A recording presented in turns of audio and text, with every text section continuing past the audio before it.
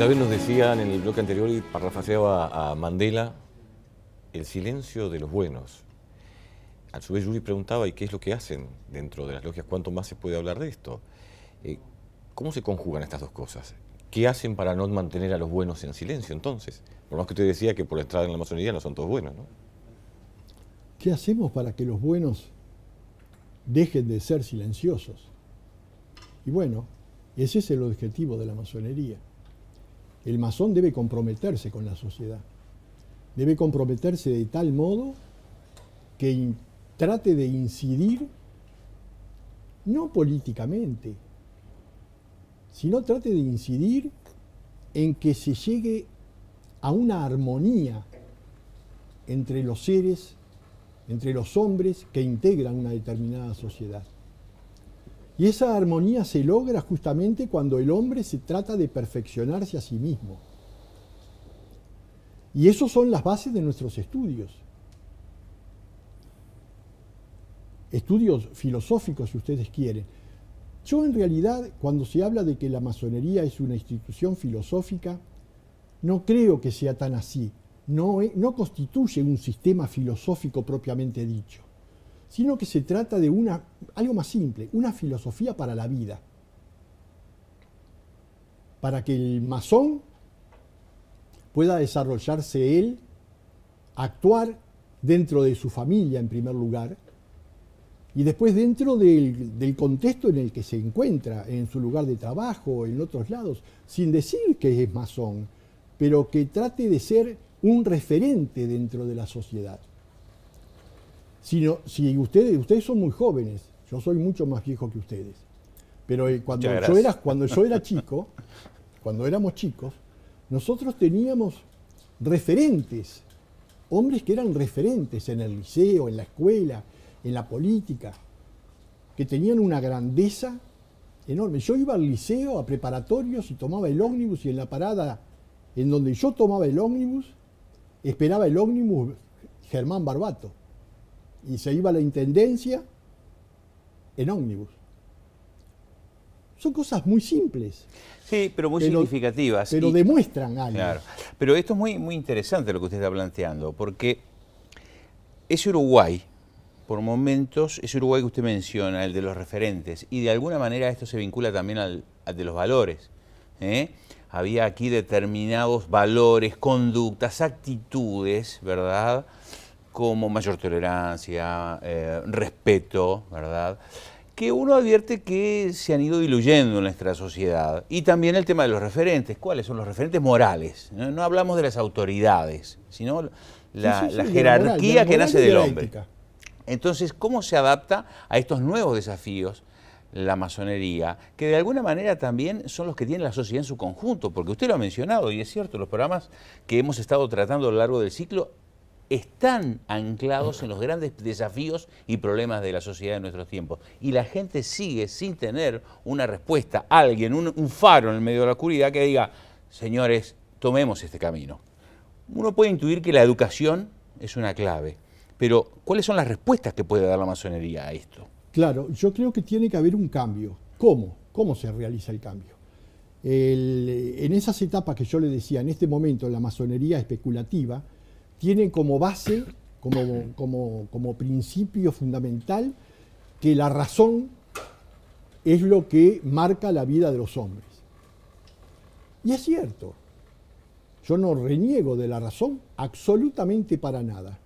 Sin embargo, creo que a la razón hay que adjuntarle, ayudarla con otro tipo de herramientas que debe proporcionar la masonería. Por ejemplo.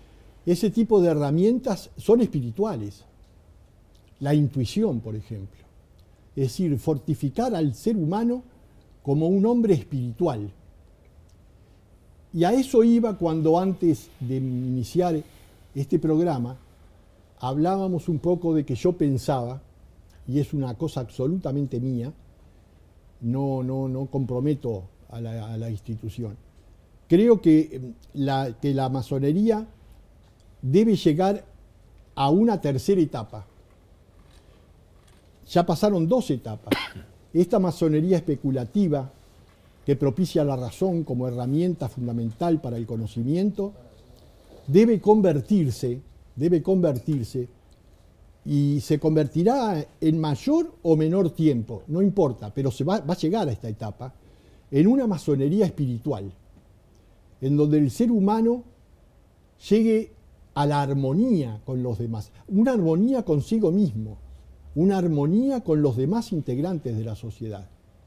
Y si nosotros llegamos a eso, sintiéndonos verdaderamente hermanos, nada de estar golpeándonos el pecho y hablando y haciendo discursos sobre la tolerancia, la fraternidad, la libertad, la igualdad, sino efectivamente practicando estos principios dentro de nuestras logias y fuera de las mismas, para tratar de llegar a una sociedad más espiritual, lo que no quiere decir una sociedad religiosa, porque la masonería no es una religión. Son cosas distintas, claro. No, son cosas distintas. La religión tiene verdades reveladas que la masonería no acepta. La religión, para poder hablar o llegar a hablar con su Dios, necesita intermediarios. La masonería no los precisa. Cada uno de nosotros, en esa edificación del templo interior, podemos llegar al Dios, al gran arquitecto del universo en el que creemos, personalmente, por medio de la meditación, por medio de la reflexión, por medio de la intuición, sin renegar de la razón. Eso llevaría a que esta institución se convirtiera, como usted decía, en un faro de luz que incida forzosamente en la sociedad. No forzadamente. No forzadamente. Forzosamente. Yo creo que debemos incidir forzosamente, no participando, pero sí quizás, con reflexiones que puedan ser dadas a conocer a la sociedad públicamente, quizás, no sé, pero es algo que hay que pensar, porque la situación está en una manera tan violenta que se corre serios riesgos. Ustedes lo han dicho. Serios riesgos que no son de ahora, que son de toda la vida. El hombre dejó de entenderse cuando, ¿se acuerdan de la Torre de Babel? Ahí el hombre perdió el lenguaje único, dejó de comprenderse, dejó de hablar entre ellos, y ahí vino todo esto que provoca un enorme caos en la sociedad. Brevemente, pues estamos ya en el final, tendríamos que tener otro programa. Dota, muy brevemente, usted históricamente se puede situar cuándo es que mayor incidencia el conjunto de masones ha tenido en la sociedad. ¿Cómo? El conjunto de masones, ¿cuándo es que nuestra sociedad ha incidido más a lo largo de la historia? Acá. Y bueno, yo digo, es decir, a partir de la concreción de la Gran Logia de la Masonería del Uruguay.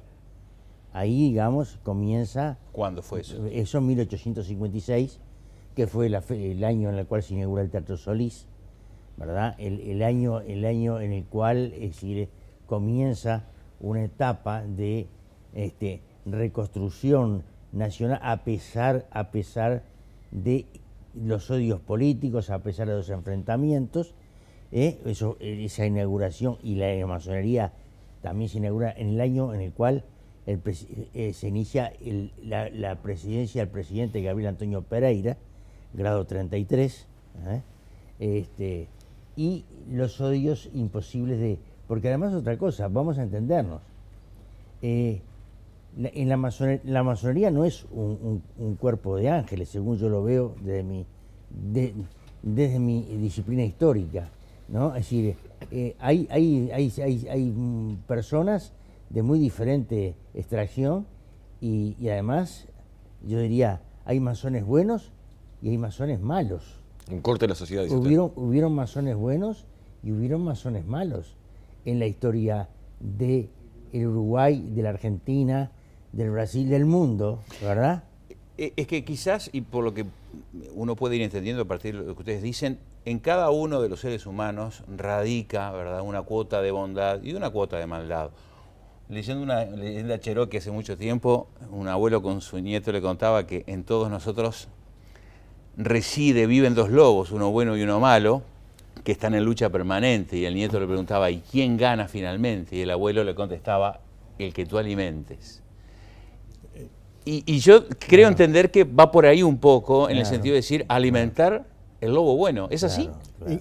Usted me hace recordar un cuento japonés de un joven samurái que, recibido en ese arte, le pregunta a su maestro, a un viejo maestro samurái, que él quería saber dónde existía el cielo y el infierno.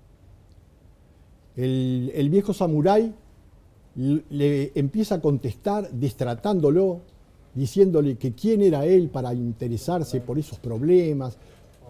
Lo destrata y lo insulta de una manera tal que el joven samurái saca su espada y avanza como para atravesar al viejo maestro.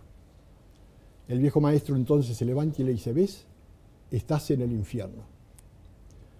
El samurái se da cuenta, envaina su espada, no tiene palabras como para disculparse frente a su maestro, hasta llora, y en ese momento el maestro le dice, ¿ves? Ahora estás en el cielo.